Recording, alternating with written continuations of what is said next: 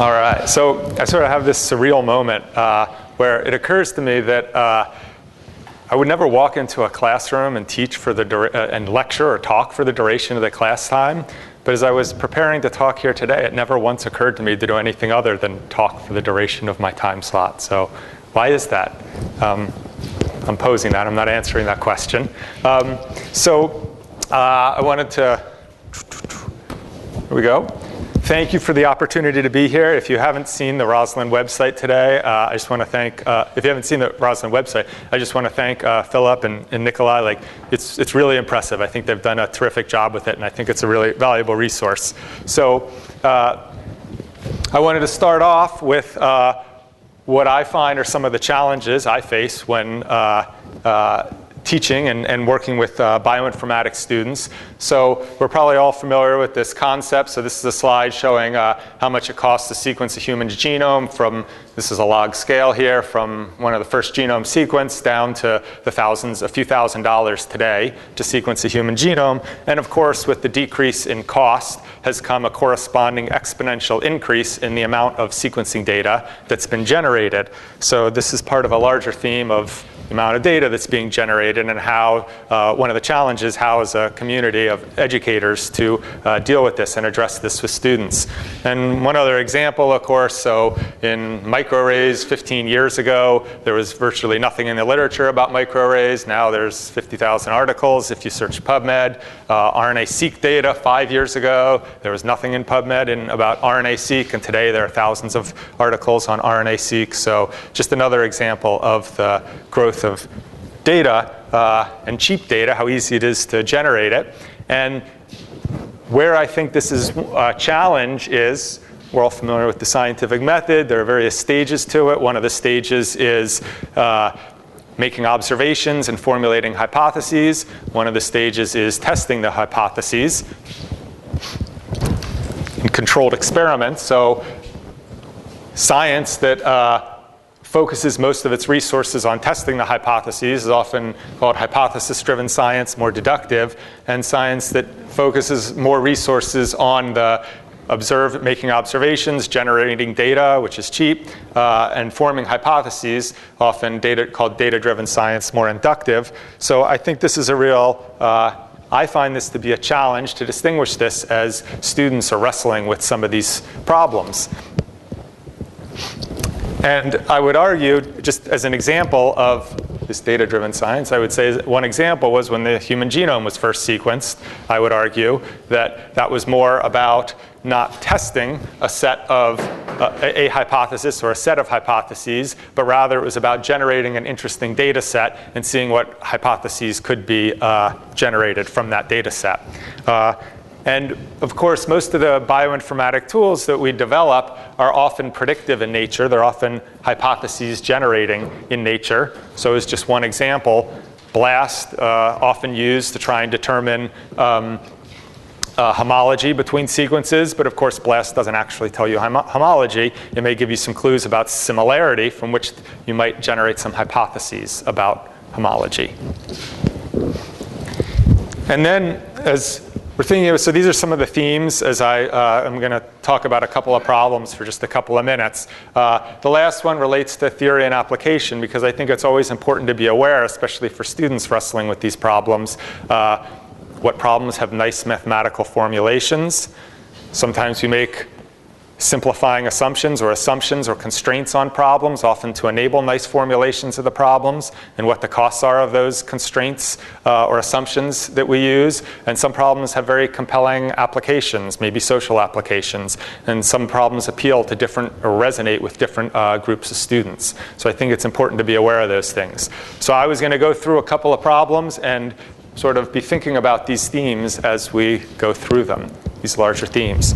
So the first relates to from sequence to structure. So here's a primary sequence of a tRNA molecule. Here's some structure of it. More broadly, one of the challenges in our field is, of course, going from, given a sequence, determining structure and then function associated with that. So I picked one very simple variation that relates to that. So you start off with some primary sequence of some RNA, and we're going to try and investigate some property of the structure of that molecule. So we could try and compute the secondary structure or the ensemble of structures, the minimum free energy structure, et cetera. So here's one secondary structure associated with this particular sequence. Here I've shown it drawn around a circle, the base pairs around a circle. Here I've shown it with the base pairing, the dashed interactions, all at unit length, but it should be clear that these two are actually the same structure, just drawn differently. But of course, the structure that we might predict for this is not necessarily the structure that the molecule is going to fold into in the cell in nature. In fact, the molecule is going to fold into, is going to take on many different conformations over time in this dynamical system. So again, we should be aware of this idea about, are we generating hypotheses here, and what kind of constraints or assumptions are we going to be putting on this problem or making if we allow any nucleotide to base pair with any other nucleotide, A's with A's or C's or something like that. Then the number of possible structures, if we were thinking about the number of possible structures some sequence could fold into, would be described by the Catalan numbers, which have many applications. But we're going to put constraints on the problem to make it a little bit more realistic. So we'll only allow traditional base pairing, A's with U's, C's with G's. Maybe we allow wobble pairs if we're so inclined. And we're going to think about how many different structures this sequence might fold into. Might want to think about other constraints. Do we want to allow pseudoknots or no pseudoknots, more complex structures? In other words, do we want to allow these base pairs, the dashed lines here, to cross? Again, depending on what our application is, we could think about that. So as one example, for this 9mer here, there are 12 different structures that it could possibly form into. A different 9mer might have a single structure that it could form into, so it's sequence dependent. A different 9mer might have hundreds of structures that it could potentially form into. So if we want for more generally for a sequence to figure out the number of structures it might form into, there's some recursion that gives us the number of structures it might form into. This would, of course, be intractable for any large instance of the problem, so you'd want to use some dynamic programming or memoization or something to solve this recursion.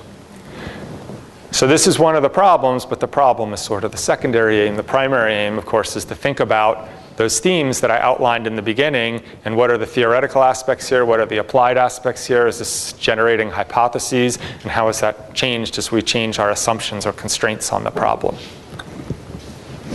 And so I wanted to briefly suggest the second problem, same themes, very different context.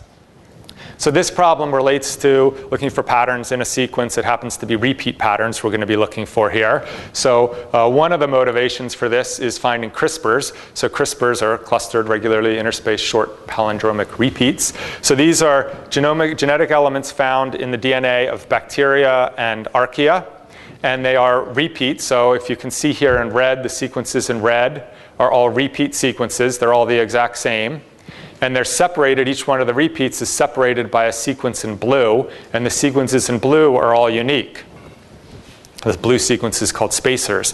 And the idea here for bacteria and archaea is that when they're invaded by some virus or plasmid or something like this, they take a small segment of the DNA from the invading element. That's the blue sequence here. They incorporate it into their own genome between two of these red repeat sequences. And so it's this memory, little genetic memory of things that have invaded the bacteria or the archaea.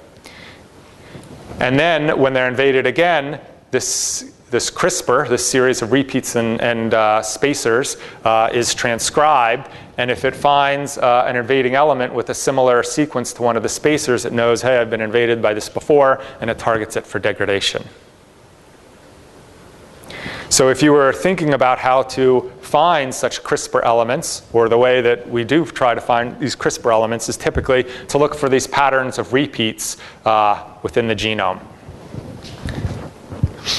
And indeed, we look for maximal repeats. So a repeat is a sequence or a substring that occurs more than once, repeat.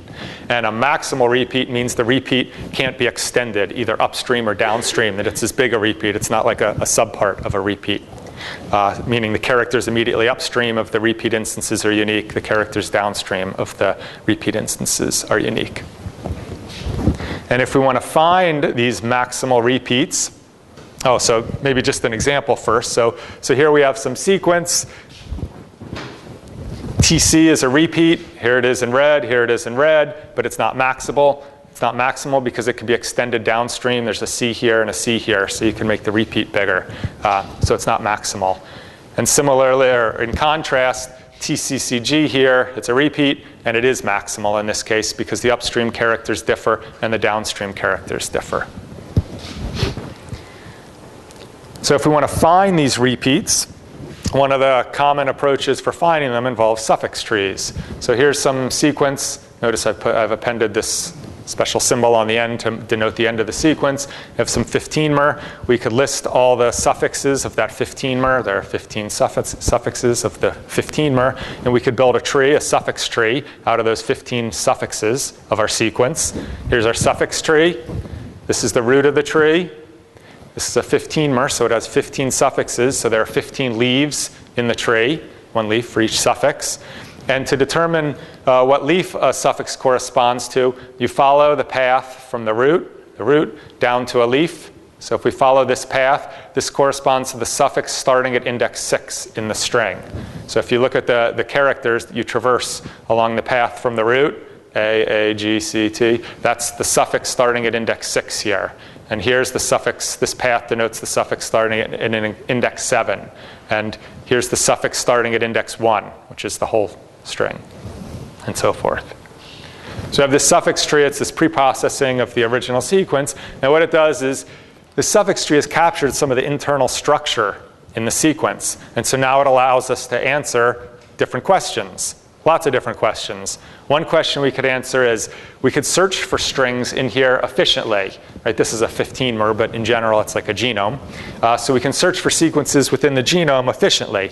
Right? So imagine we want to search for sequence CCGA. We'd start at the root, and we'd traverse a path down toward a leaf looking for CCGA, CCGA. And we stop here, and in the subtree below here is the leaf 3. That tells us that that sequence occurs at index 3 in the original, in the genome. Or similarly, we could search for CC. And if we wanted to search for CC, we'd traverse a path from the root, CC, and where it stops, the subtree below this has leaves 3 and 11. That tells us that CC occurs at indices 3 and 11 in the genome, which you can confirm. And if we want to search for CA, we look for a path from the root, CA, C. There's no A down here. That tells me that CA does not occur in the genome. So now we can search for sequences in the genome efficiently in time proportional to the, let's say, the length of the sequence rather than the length of the genome, which is useful for things like RNA-seq, aligning RNA-seq reads to the genome. You have a genome and you do an RNA-seq experiment, you get lots of short, typically depending on what technology you're using, you get lots of short reads, millions and millions of short reads. You want to find out where in the genome each one came from. So you want to efficiently align it to the genome, often the first step computationally once you do your experiment. And what do most of the aligners do? Most of them rely on either suffix trees or some relative, enhanced suffix arrays or Burroughs-Wheeler transform, or some relative of the same concept to efficiently align each sequencing read to the genome. But that's not what our application was, right? Our application was CRISPR's, right? You thought I forgot about that, didn't you?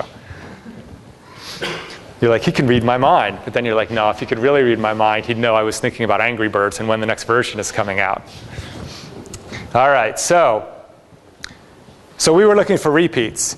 So let's think about how we could find repeats using our suffix tree. So a maximal repeat in particular. So a maximal repeat would occur if we followed a path from the root down to a leaf. Well, if we went all the way down to a leaf, that would only correspond to one suffix in the tree, one instance of a string in a tree, so it wouldn't be a repeat. So a maximal repeat is going to occur to is going to correspond to some path from the root, but not all the way down to a leaf, because that would not be a repeat. It would only correspond to something in this original genome that occurs once. It's also not going to correspond to something, a sequence like TC, that stops midway in an edge. Because if it stopped midway in an edge, might be a repeat, but it certainly wouldn't be maximal because it could be extended downstream to include the other characters on the edge. So a maximal repeat corresponds to paths from the root that don't stop at a leaf and don't stop within an edge. That only leaves one possibility. They stop at an internal node.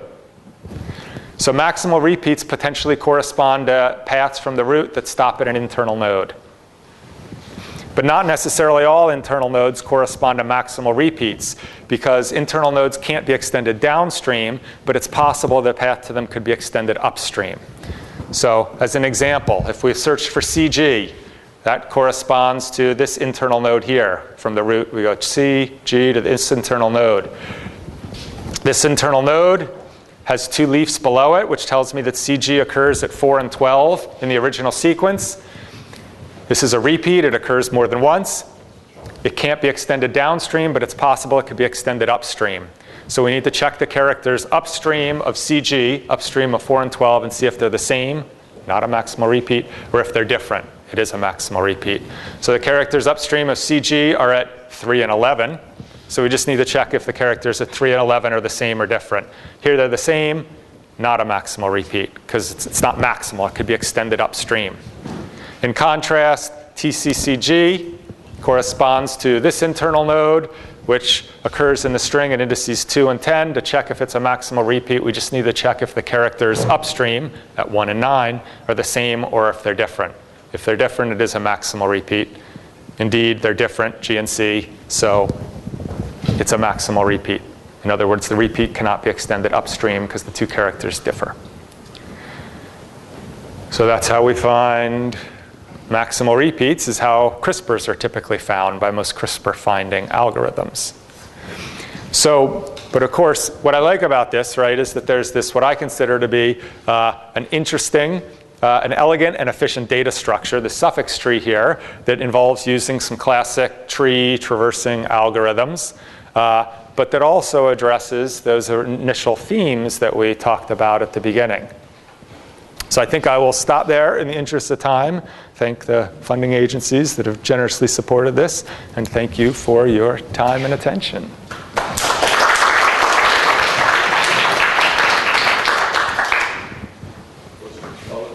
I didn't fully understand why CRISPR finding reduces to maximal repeat. I thought that in reality, more adequate formulation would be to find many repeats that are closely located. Suffix trees may not be ideal for this particular problem. Sure. It's not the only way that you can find CRISPRs, or repeats, of course. CRISPRs have a couple of properties that most of the CRISPR finding algorithms do in fact use suffix trees to find them. Since the spacers are unique here, you're looking for a repeat that's going to be the same size and can't be extended. And these have very particular sizes, so they typically range from about 20 to 40. The repeats are generally about 20 to 40 nucleotides in length, and the spacers similarly in 20 to 40 nucleotides in length. So it's pretty straightforward to construct a suffix tree and find repeats that have that property, where you're seeing instances of them of about 20 to 40 nucleotides in length, and that occur every 20 to 40 nucleotides. But there are certainly other methods that you could use that would find that efficiently as well.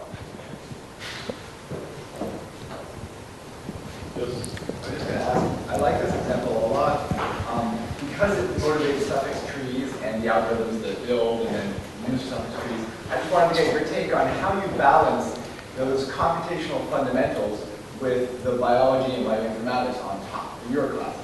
Yeah, sure. That's always the challenge, right? And it depends on who the audience is, right? Are you teaching to people with a biology background or computational or some other background too? So yeah, I mean, I'm definitely always trying to, this is a challenge I wrestle with, so I don't have the answer to it, but I'm always wrestling with how to identify problems that I think are well suited for the background that I'm, the students and their background. So in this case, yeah, I like to try and use problems that have computational aspects that I think are interesting and that I think extend beyond the particular application that I'm talking about, that have broader applications to them, but that also have compelling biological application, real applications that are not contrived problems. you know, there's been significant research that different groups, different types of problems, different groups of students respond to different types of problems. I teach at an all-women's institution, and there's been research on what kind of problems motivate women differently than men potentially. So this is also something I'm always trying to think about when I am designing these problems, and sometimes maybe I do a better job than other times in identifying that. So a related question, when you did, this is a sort of a rushed simulation of a real class, I guess, that you. Well, so yeah, these were two of the problems that submitted to Rosalind, yeah, but these are also the type of problems that I might use in class, yeah. So will you be, in class, will you be addressing the suffix tree as a black box, or are you getting into the how to build them and how to efficiently build them, which is much more difficult? Sure, sure. So, right, so the question is, to what extent do I get into some of the aspects, of some of the details, computational details about suffix trees and how to build them and so forth? And so, which is a great question. So, yeah, it depends on my audience. If you're asking about this specific problem, what I actually do when I introduce suffix trees is I introduce them like this, and then it's part of work that they do outside class to build the suffix trees and then to implement some other suffix tree algorithms. So that's something that I have them work on typically in pairs or teams outside of class to build suffix trees. First by a naive approach, which is maybe quadratic in the size of the sequence, and then by a more efficient linear time approach, which is, right, a complex algorithm, and which is something that I typically wouldn't tackle in class, but they have more time out of class to explore that. But in the context of Rosalind, you assume a black box of the suffix tree. Well, when I first introduced the suffix tree, yeah, I introduced the suffix tree without talking about how to build it, for example. I'm talking about the exercise, because Rosalind is about exercise. Oh, well, yeah. So, well, this is something that and I hope they'll forgive all the emails, the inventors and designers of the site, but this is something that we sort of went back and forth on, which was a great question. I had initially proposed these problems with the suffix tree as a black box, where you just sort of read in some representation of a suffix tree as an input file. But then they suggested splitting the problem up into multiple pieces, one piece being a problem where you're designing a suffix tree, another piece being where you're using it as a black box. So that has evolved over time. Yeah. I want to know that actually it's a nice idea to give a suffix tree and teach students to use it before teaching to build it. Because it's not very simple to build a suffix tree in a linear time, for example, but it's really, really simple to search for a string in suffix tree, and the student will get intuition about it. I like this idea. Yeah, I agree, and I think that's a sort of a broader sort of teaching philosophy just of mine, although I'm always evolving these kind of things, which is thinking about breaking things up into pieces and what order to do them, and because the main concept I want to teach isn't always the first thing, so sometimes you have to sort of approach it indirectly, and that's one way to do it in this instance. Okay. Thank you.